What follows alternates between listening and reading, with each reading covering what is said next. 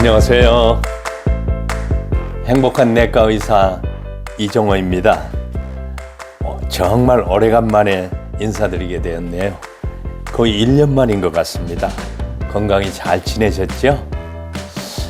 곧 끝날 거라고 생각했던 코로나19는 오미크론이 등장하면서 매일 대규모의 확진자를 낳고 있습니다. 마치 저수지에 뚝이 터지는 것 같네요. 유튜브 행복한 내과 의사 마지막 영상이 작년 6월 18일인데요. 이때 뉴스 기사를 찾아보니 그날 전국의 확진자가 507명이었습니다. 이때 하루 500명이 넘으면 사회 안팎으로 큰일 났다고 큰 걱정을 하고 있는 것이 전 세계적인 추세였죠. 올 들어서 확진자가 하루에 60만 명을 넘긴 적도 있습니다.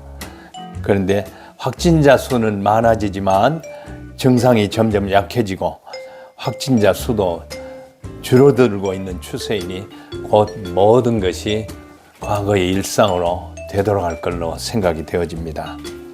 오랜만의 영상인데요. 이번부터 방송 개편을 해서 좀 더 편하고 다양한 구성으로 만들어 보려고 합니다.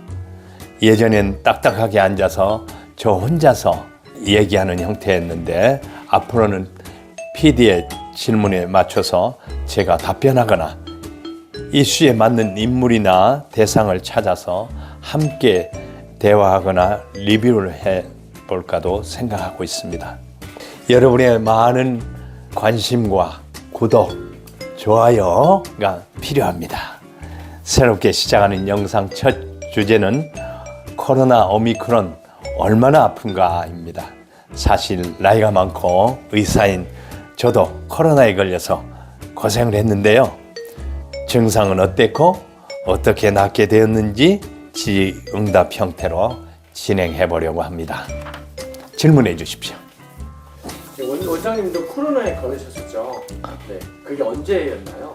언제 걸렸냐면 3월 16일 요양병원에 제가 있거든요. 그래서 주 2회 월요일과 목요일 검사를 하는데 그래도 잘 견뎌왔는데도 불구하고 3월 16일은 참 많이 괴로웠습니다.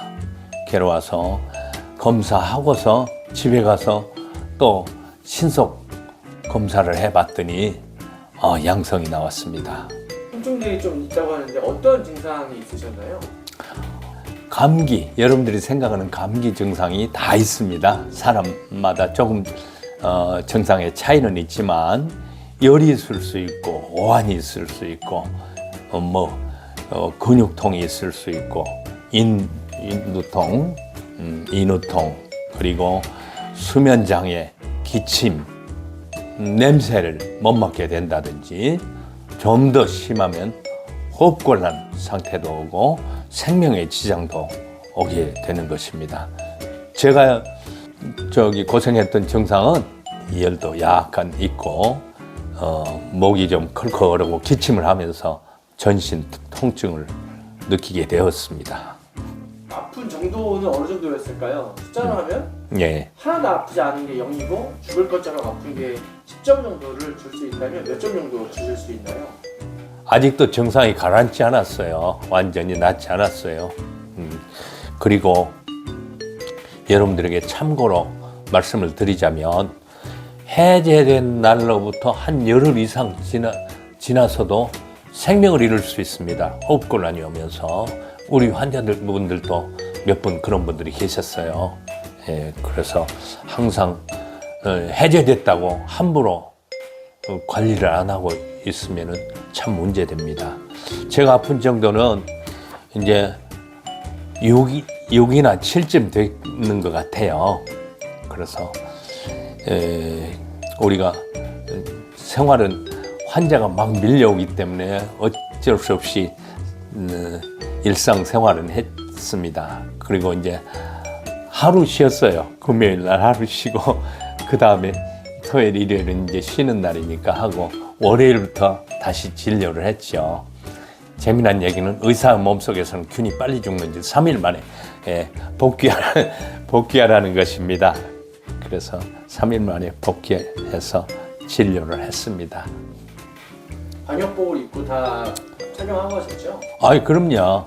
환자들에게 전염이 되면 안 되기 때문에 될 수 있으면 환자의 접촉을 최소화하고 방호복을 입고 마스크 쓰고 전부 그렇게 해서 전염이 안 되도록 했죠. 오미크론은 요즘 많이 걸리는데 예. 어떤 사람들은 계속 주의하듯이 차라리 빨리 걸려버리는 게 낫다고 하는 사람도 있거든요. 그래도 걸리지 않는 게 더 낫겠죠. 참 재미난 말씀인데 차라리 걸려가지고 아까 같이 생명을 잃는 사람이 있으면 곤란하지 않겠어요? 확률은 낮지만 1%에서 걸린다 할지라도 1% 내가 걸려서 내가 생명을 잃으면 나에게는 100%인 것입니다. 생명이 하나잖아요.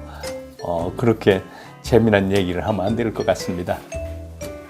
가족이 확진되었을 때 자신이 걸리지 않게 하기 위해서 필요한 조치가 있을까요? 아니면 예방법이나 이런 것들에 대해서 설명해 주시겠습니까?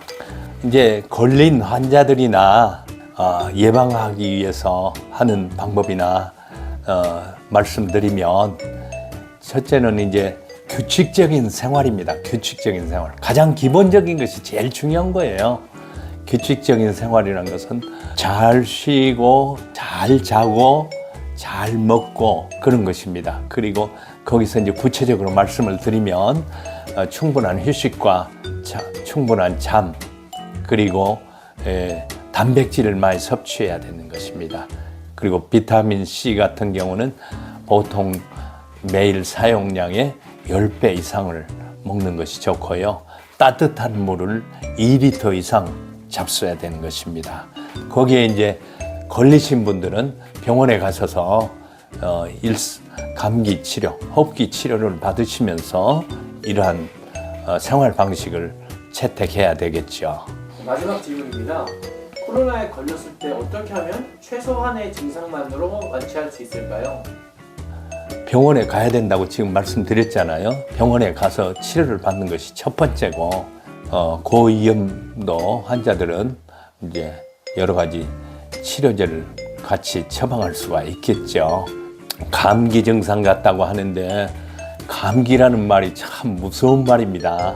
우리나라 사람들은요, 모든 호흡기 질환을 감기라고 그래요. 그래서 시간을 끌어가지고 충분히 치료할 수 있는 분들도 치료를 못하게 되는 수가 있습니다. 그래서 어떠한 감기 증상이 나타나더라도 바로 병원에 가서 진료를 받아야 되는 것입니다. 그래서 다른 병을 조기에 치료할 수 있어야 됩니다.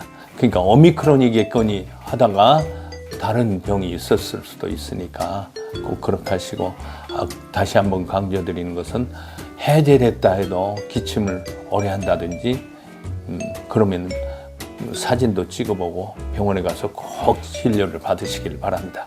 이상입니다.